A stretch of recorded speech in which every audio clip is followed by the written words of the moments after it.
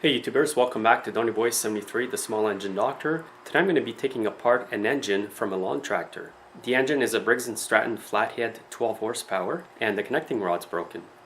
And here's the engine. It's pretty rare that I get an engine from a lawn tractor with a blown connecting rod. And if you look closely here at the back, you can see it's cracked where the rod hit.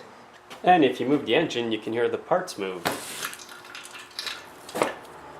So first I'm going to start by removing all the bolts that hold the head so we can see inside the cylinder and see what the piston looks like. And to do this I'm going to use an impact wrench with an impact socket that is 1/2 inch.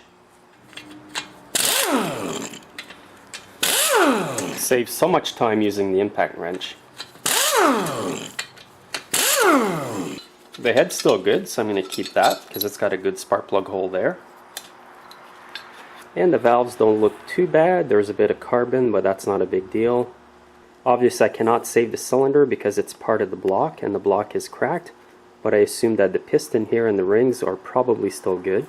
At this point I've set the engine upright, and make sure you've drained the oil before you do take this plate off. I'm going to take the bottom sump cover off by removing all the 1/2 inch bolts all around.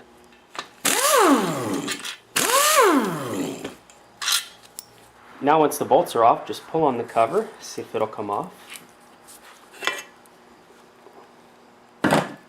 Here's the inside of the engine. You can see some parts are broken, parts of the connecting rod.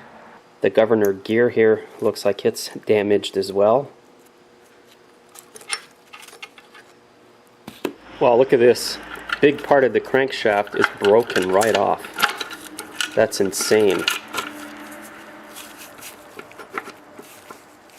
So I'm going to take the camshaft off for now, see if it makes it easier to pull out the rest of the parts. I'm going to take off this bolt here.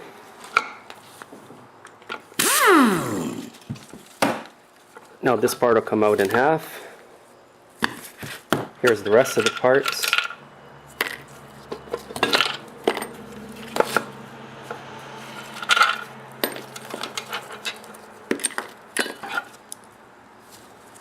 There's part of the bottom of the connecting rod.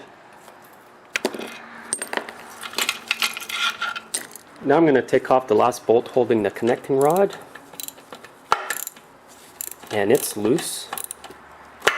And the bolt feels like it's twisted or bent. And you can see that the remaining bolt is bent. Now I'm going to try pushing out the connecting rod and the piston through the front. But first I'll pull out the crankshaft. And now all you have to do is push out. Here's another look at the block. There's some damage inside there, especially around here.